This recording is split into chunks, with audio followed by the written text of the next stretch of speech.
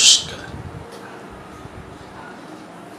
ভারত কথার গ্রন্থি মোচনের ৭০০তম পর্বে আপনাদের সবাইকে জানাই সাদর সম্ভাষণ। মহামতি অনন্তলালের পরম অনুগ্রহে আমরা শুনে চলেছি পূর্ণ ভারত কথা। দেখতে দেখতে আমরা ৭০০তম পর্বে উপনীত হয়েছি। সুদীর্ঘ ৭০০ পর্ব ধরে আমরা একসঙ্গে চলেছি। সেই প্রথম দিন থেকেই অনেকেই আমাদের সঙ্গে আছেন, পরবর্তী সময়েও অনেকেই এসে আমাদের সাথে এই দীর্ঘ পথ চলায় ভারত কথায় যুক্ত হয়েছে।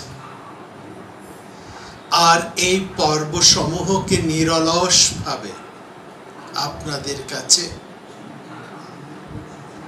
পরিবেশন করে চলেছেন এই প্রাণারাম চ্যানেল। তার কৃতিত্ব সবটাই প্রাণারামের প্রাণ পুরুষ শ্রী পবিত্র কুমার সুর মহাশয়ের। তিনি সেই প্রথম দিন থেকে অতি যত্নে এই ভারত কথাকে ধরে রেখেছেন, সম্প্রচার করছেন, ছড়িয়ে দিচ্ছেন আপনাদের সবার কাছে কাছে। আজ ভারত কথার এই গ্রন্থি মোচন তার সীমা দেশ কাল ছাপিয়ে অনেক দূর, অর্থাৎ আমাদের বাংলার গণ্ডি, রাজ্যের গণ্ডি, দেশের গণ্ডি ছাড়িয়েও বিদেশে বহু জায়গায় পৌঁছে গিয়েছে।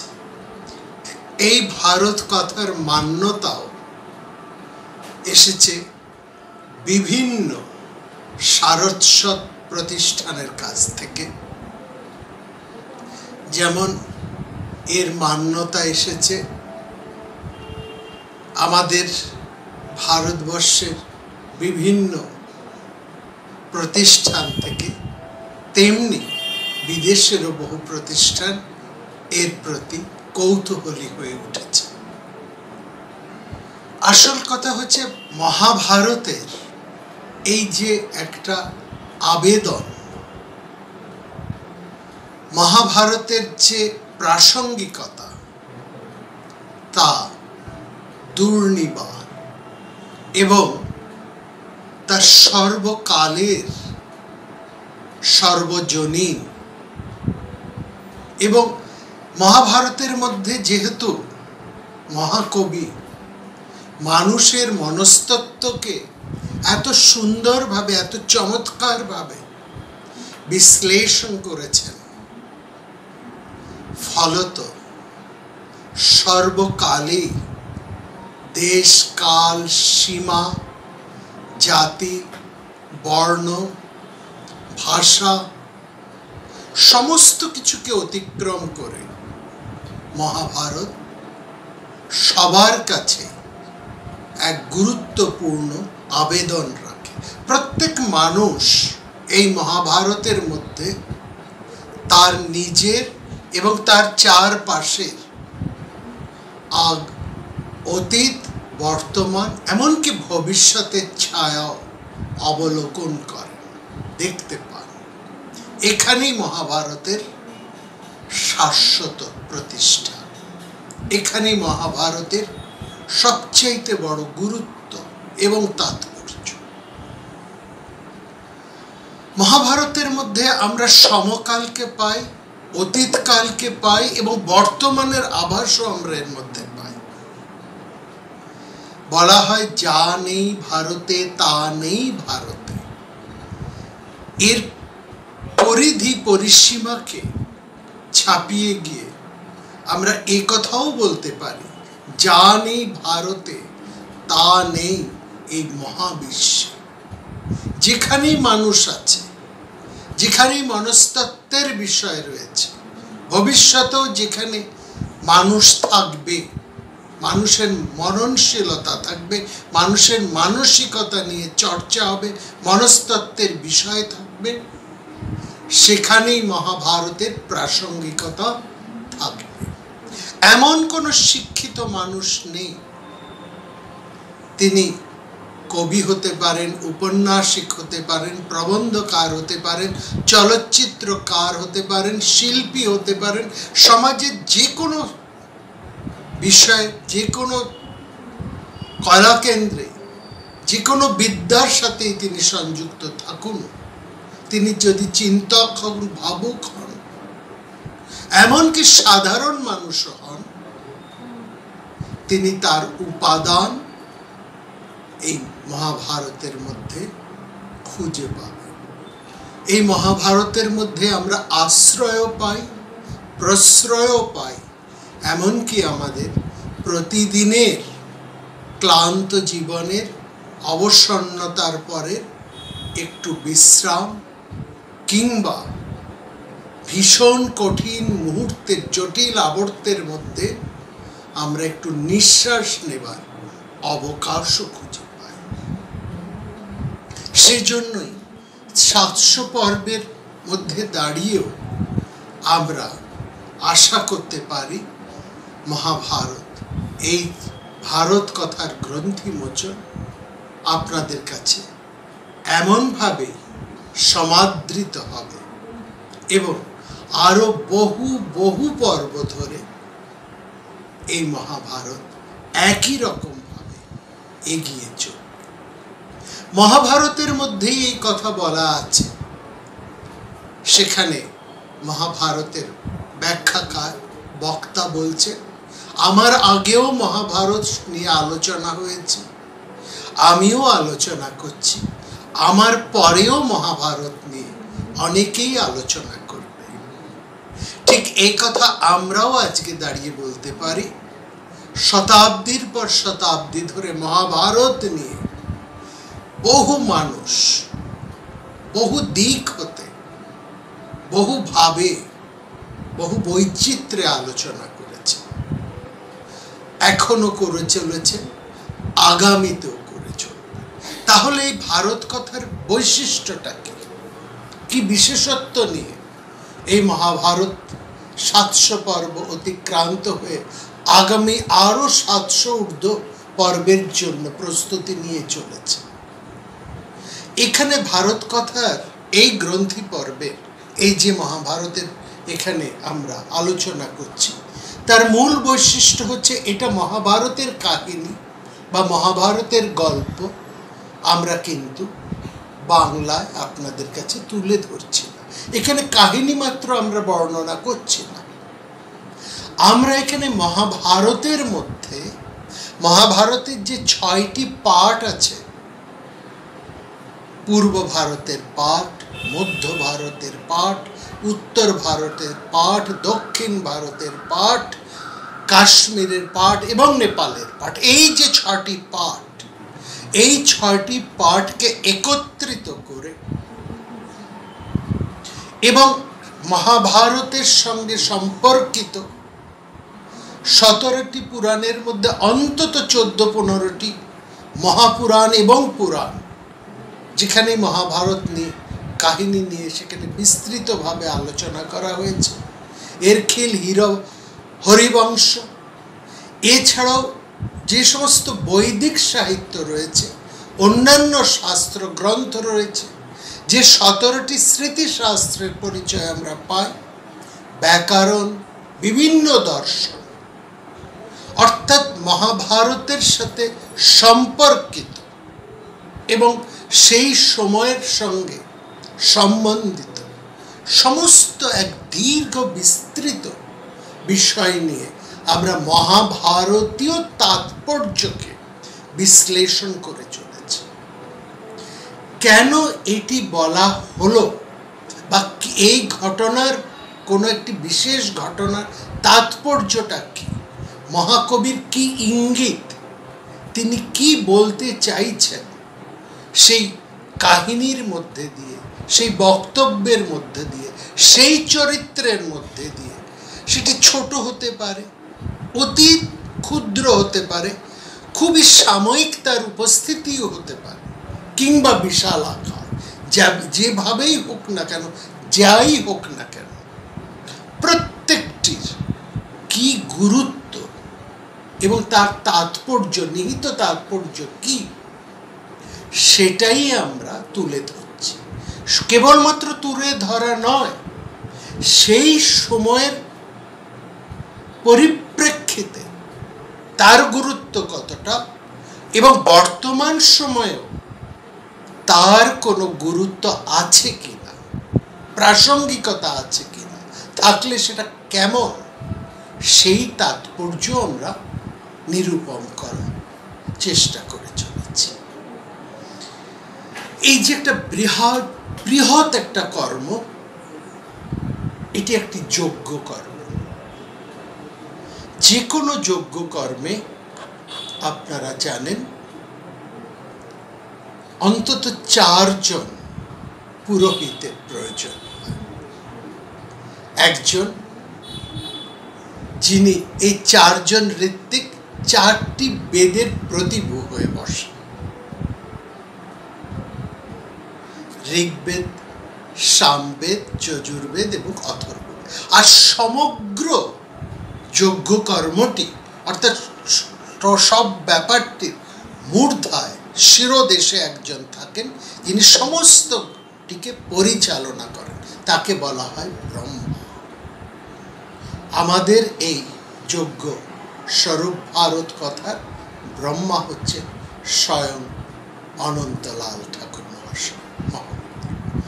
আর আমরা এখানে যেটা একটা সামগ্রিক টিম ওয়ার্ক হবার কথা, সেখানে আমি একাকী তার আশীর্বাদে কোনো মতে এটিকে চালিয়ে নেবার একটা প্রযত্ন করছি।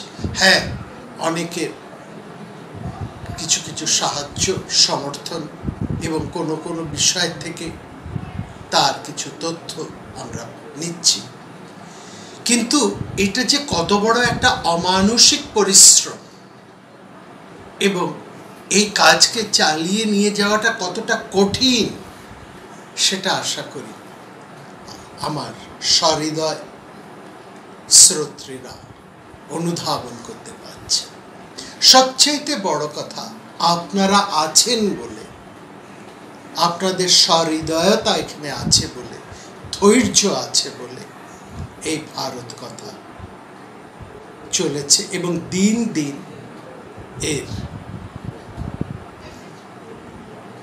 গ্রহণীয়তা আপনাদের কাছে বেড়েই চলেছে। সেটাই একমাত্র আমার পরম শক্তি। আমি আশা করব আপনাদের কাছে এই একই রকমভাবে ধৈর্য দিয়ে, শ্রদ্ধাদের সহকারে আমরা এই ভারত কথা অংশগ্রহণ করব এবং একে সুষ্ঠুভাবে চালিয়ে নিয়ে যেতে সক্ষম হব। আমার ধৈর্যশীল শ্রোতাদের কাছে আমার একান্ত প্রার্থনা, এর ত্রুটি বিচ্যুতি প্রচুর, কারণ সমগ্রটাই একটা 1-2 জনের মাত্র সাহায্যে কাজটি চলছে। এই বিশাল কর্মকাণ্ড,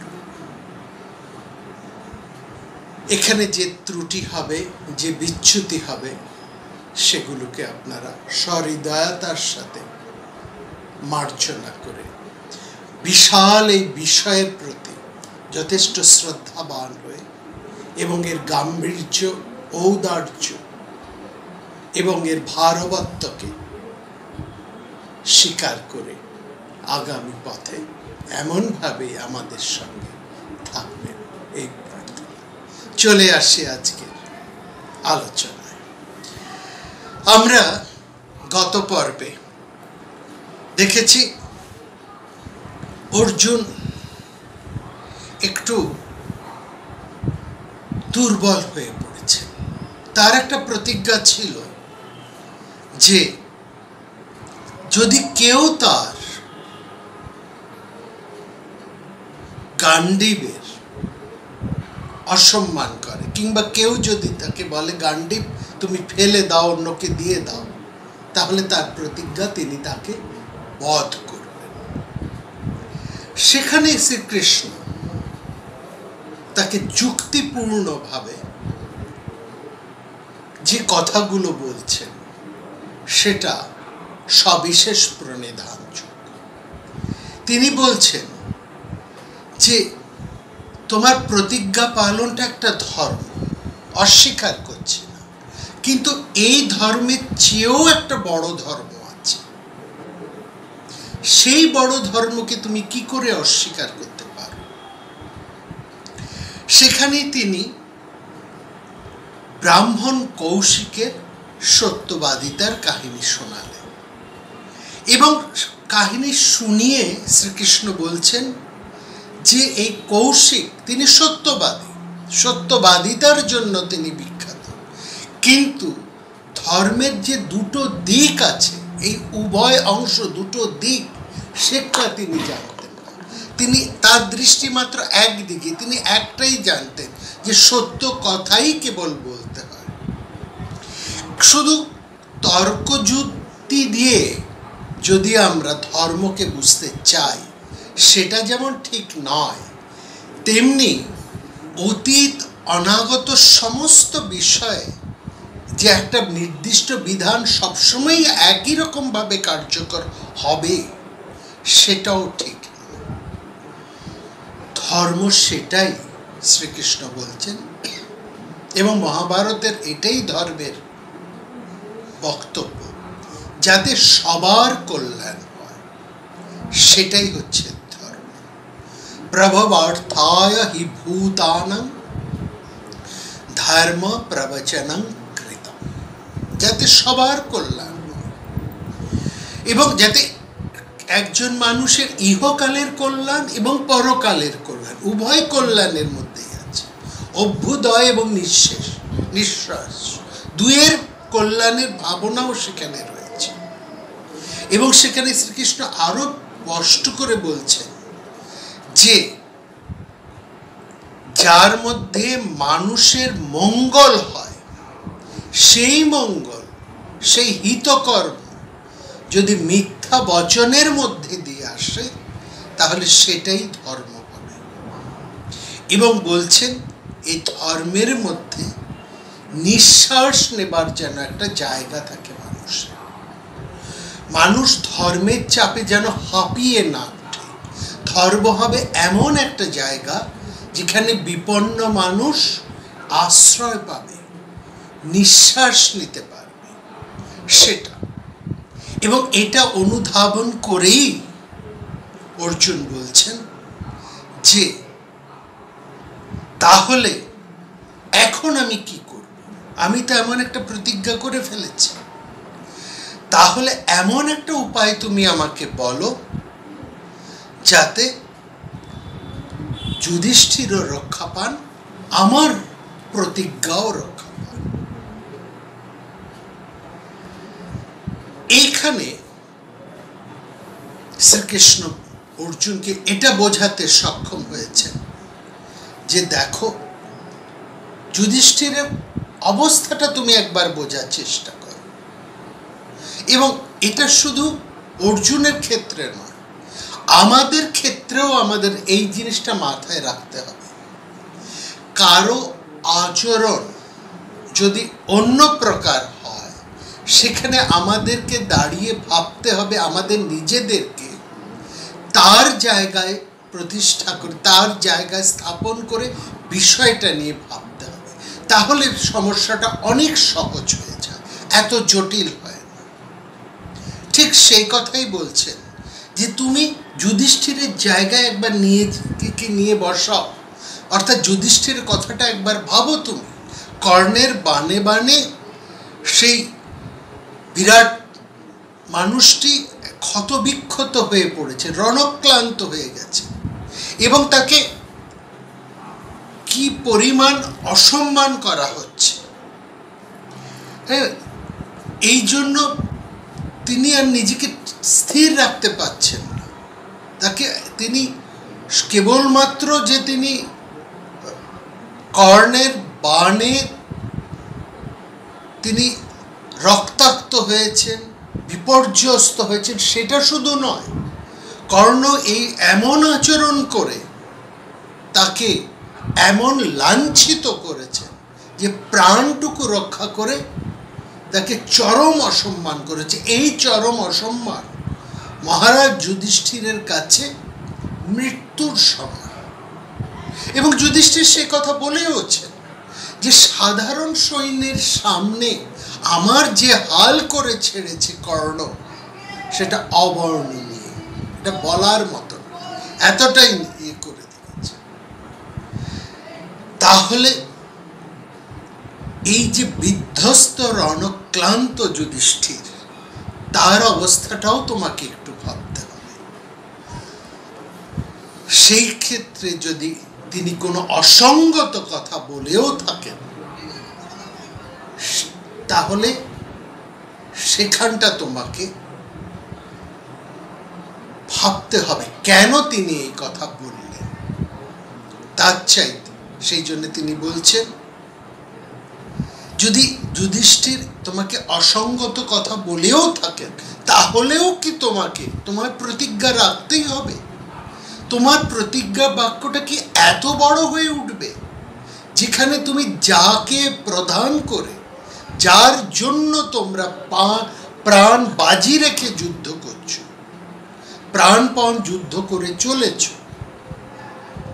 সমস্ত কিছু ভুলে গিয়ে কেবলমাত্র তোমার ক্ষুদ্র একটা স্বার্থ, একটা ইগো, সেটা বড় হয়ে উঠবে? আর যুধিষ্ঠিরের কথাটা এতটুকু ভাববে না আর চার পাশের কথাটা, কি জন্য তোমরা এতদিনের যুদ্ধ করছো, এক বিরাট যুদ্ধে কেন ঝাঁপিয়ে পড়েছ?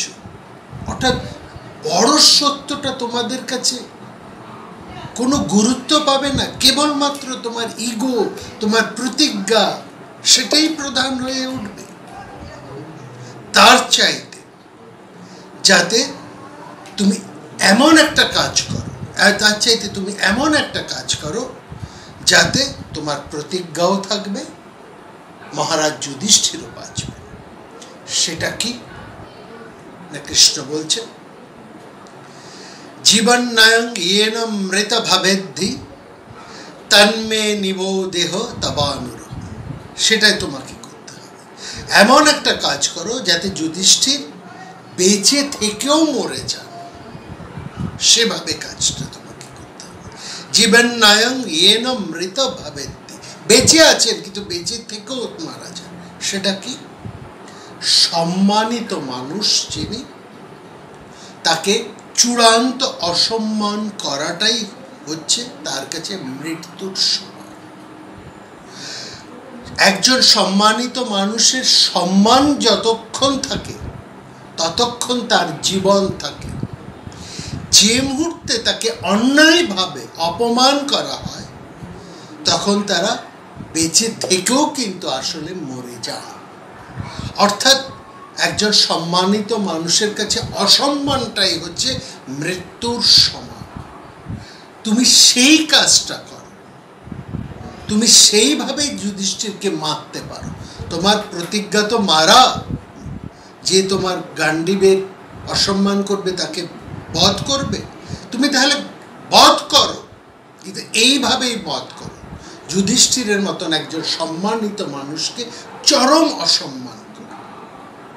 কৃষ্ণ আরো বললেন, দেখো অর্জুন, তোমরা সব ভাইরাই তো তোমার এই অগ্রজ দাদাকে সবচাইতে বেশি শ্রদ্ধা করো, গুরুর মতো শ্রদ্ধা করো, সবাই তাই করে।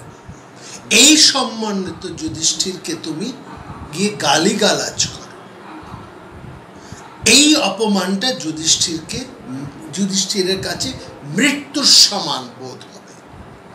তারপর দেখবে তোমার প্রতিজ্ঞাও রক্ষা পেল, তিনিও বেঁচে গেলেন। অর্জুন এটা মনে ধরল। তিনি মহাভারতে আমরা দেখলাম যে সেই সব ভাষার মধ্যে আমরা যাচ্ছি না, তিনি যুধিষ্ঠিরকে প্রচুর ভৎসনা করলেন, একেবারে তুই তোকারি করে, যিনি আপনি ছাড়া, সম্মান ছাড়া কথা বলতেন না, মহারাজ সম্বোধন করে বলতেন, অগ্রজ সম্বোধন করে বলতেন। এবং অর্জুন ছিলেন কেবল যুধিষ্ঠিরের অনুজ নয়,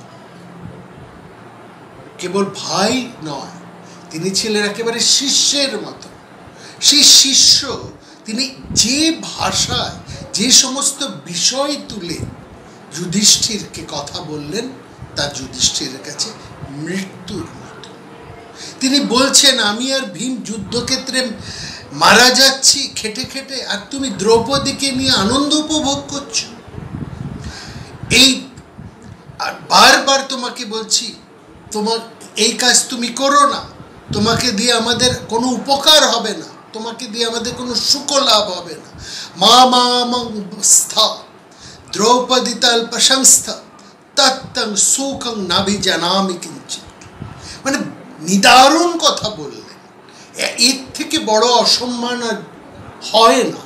এরকম মিথ্যা অপবাদ, অসম্মান, একজন কনিষ্ঠ সন্তান তুল্য, কনিষ্ঠ ভাই, শিষ্য সমান, সে বলছেন আমরা খেটে খেটে মরছি আর তুমি বউ নিয়ে আনন্দ করছো। এরপরে যুধিষ্ঠিরের মতন মানুষ বেঁচে থাকেন কি করে? এটাই তো তার কাছে চরম মৃত্যুর সমান। এই অসম্ভব। এবং শুধুমাত্র এইটুকুই বলে ক্ষান্ত হননি অর্জুন। মহাভারতে দেখবেন তারপর তিনি নিজের প্রশংসা প্রচুর করলেন প্রচুর আত্মশ্লাঘা, যা কোনো দিন আমরা কোথাও অর্জুনের জবানিতে পাই না। এরপরেই হঠাৎ দেখলাম অর্জুন আবার দ্রুত বেরিয়ে এলেন, বেরিয়ে আবার তিনি খড়গ তুললেন। কৃষ্ণ বললেন, কি এবার কি হলো, আবার কি হলো? বললেন, না, আমি আমার জ্যেষ্ঠ ভ্রাতাকে, যিনি আমার পিতার মতন, গুরুর মতন, তাকে আমি এরকম অসম্মান করেছি, আমার বেঁচে থাকার কোনো অধিকার নেই। কৃষ্ণ বললেন, এ তো ব্যাপার, মজার ব্যাপার। তুমি তোমার প্রতিজ্ঞা রক্ষা করতে চেয়েছো, তাকে বধ করতে চেয়েছো, বধ করেছো। বলে, সে তো বধ করেছে, কিন্তু এখন আসলে অর্জুন এবার তার ক্রোধ কমে গেছে, তিনি সমতায় ফিরে এসেছে। সমতায় ফিরে এসে তিনি বলে, এ আমি কি করলাম? তার এতক্ষণে হুঁশ হয়েছে। তখন কৃষ্ণ বলছেন, যাও, তুমি তার পা ধরে ক্ষমা চাও। তার কাছে গিয়ে তুমি যদি ক্ষমা চাও, তাহলে তিনি তোমাকে ক্ষমা করবেন। আর ক্ষমা যদি করেন, তাহলে তুমি যা অন্যায় তাকে করেছ সব ঠিক হয়ে যাবে। এবং তারপরেই আমরা দেখেছি এই নাটকীয় মিথ্যাচারের পর অর্জুন যুধিষ্ঠিরের পায়ে মাথা ঠেকালেন এবং ক্ষমা চাইলেন তার এই ভীষণ ভীষণ অপব্যবহারের জন্য। আর কেন তিনি এই কাজ করলেন, সে কারণটাও তিনি ভালোভাবে বুঝিয়ে দিলেন। যুধিষ্ঠিরও বুকে জড়িয়ে নিলেন অর্জুনকে। তিনিও বুঝতে পেরেছেন তার ওইভাবে অর্জুনকে কথা বলাটা সঠিক হয়নি। অর্জুনের ব্যাপারটাও তিনি উপলব্ধি করতে পারলেন, তার দোষটা কোথায় সেটাও তিনি বুঝতে পারলেন। আর অর্জুনও শান্ত হলেন। তিনিও দুই ভাইয়ের মধ্যে আগের সে ভাব, সদ্ভাব, গুরু শিষ্যের সেই সদ্ভাব আবার ফিরে এল। এটা একটা নতুন ধর্ম বুদ্ধি দেখলাম, একটা নতুন নৈতিকতা দেখলাম, এবং একটা পরিস্থিতির মধ্যে আমরা একটা নতুন শাস্ত্রীয় বিধানও লক্ষ্য করলাম। একটা নতুন ধর্মের পন্থা, উপায় আমরা এখানে দেখলাম, ধর্মবোধ। এখানে ভারতবর্ষের মধ্যে এই যে ধর্মবোধ, এই ধর্মবোধটা যুগে যুগে কালে কালে কেমনভাবে পরিবর্তিত হয়ে চলেছে, মহাভারতের এই ঘটনার মধ্যে দিয়ে আমরা সেটা এখানে লক্ষ্য করছি। ধর্ম আর অধর্ম এই দুটোই কিন্তু ক্রিয়াত্মক শব্দ, অর্থাৎ আমি কি করছি সেটা আসল, ভালো না মন্দ, তার উপরে ধর্মের প্রয়োগ নির্ভর করছে, ধর্মের প্রবৃত্তিও তার উপর নির্ভর আসলে যে কাজের মধ্যে কোনো মঙ্গল ভাবনা নেই, কুশল ভাবনা নেই, সামগ্রিক একটা হিত ভাবনা নেই, সেটা আর যাই হোক, যত সত্য তার মধ্যেই থাকুক না কেন, সেটা ধর্ম বলে ভারতবর্ষ কখনো স্বীকার করেনি। ধর্ম ভারতবর্ষে হচ্ছে তাই যার মধ্যে হৃদয়ের যোগ আছে, আত্মার নিঃশ্বাস আছে, যেখানে অনৃশংসতা রয়েছে, যেখানে একটা মঙ্গল রয়েছে। এই একটা নতুন মূল্যবোধ আমরা এখানে দেখেছি। আরেকটা জিনিস লক্ষ্য করুন, এখানে একটি কথা বলেই আমরা আজকের পর্ব এখানে শেষ করব।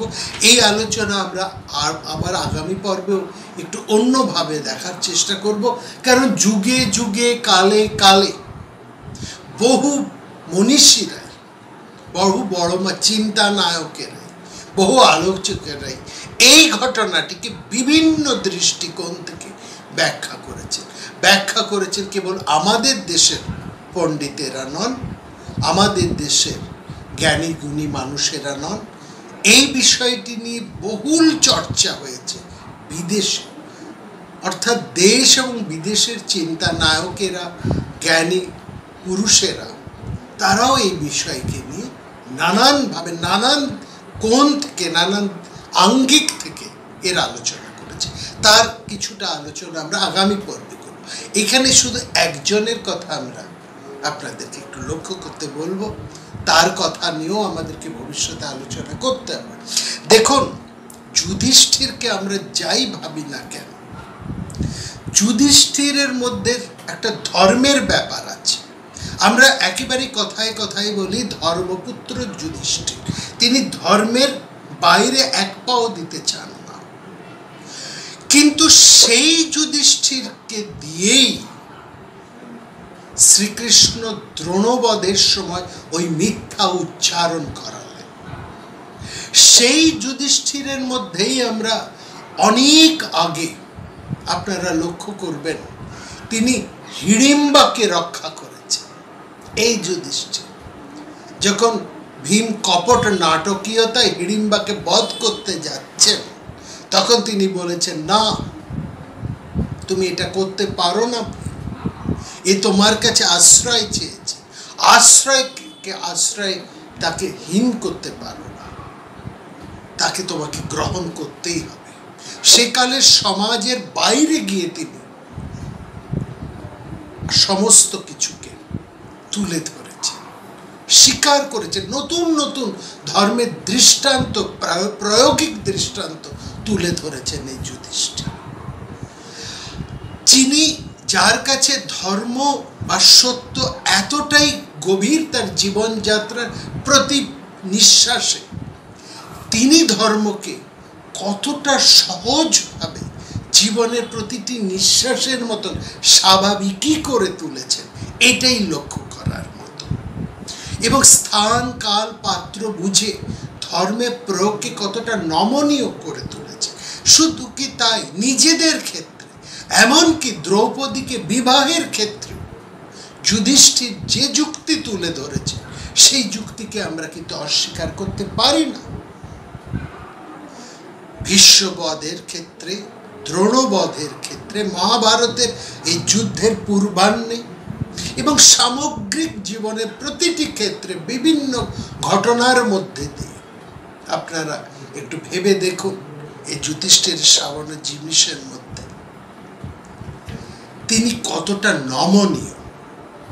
যেখানেই প্রাণ রক্ষার, যেখানেই বহুজন হিতায় ভাবনা ব্যাপারটি এসেছে, সেখানেই তিনি কিন্তু সত্যের চেয়ে মিথ্যাকে প্রাধান্য দিয়েছে, সেই মিথ্যাকে যা সর্বজনের পক্ষে হিতকার। তিনি সেখানে ধর্মের গোড়ামিতে, সত্যের গোড়ামিতে আবদ্ধ হয়ে থাকেন।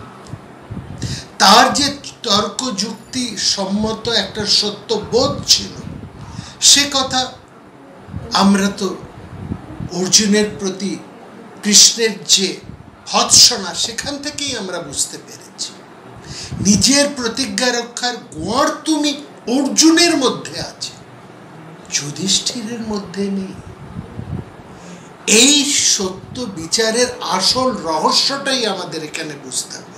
যিনি ধর্মপুত্র তার মধ্যে কোনো গুণ তুমি নেই, এটা বোঝা। আর অর্জুন যিনি নায়ক হইতে চলেছেন মহাভারতে, তার মধ্যে ক্লীবতা আছে, তার মধ্যে দ্বিধা আছে, সংশয় আছে, ধর্মের গুণ তুমি আছে। অর্জুন আমাদের সাধারণ মানুষের প্রতীক, আর আমাদের লক্ষ্য হচ্ছেন যুধিষ্ঠির। তিনি মহাভারতের মহাকবির হৃদয়ও বটে। নমস্কার।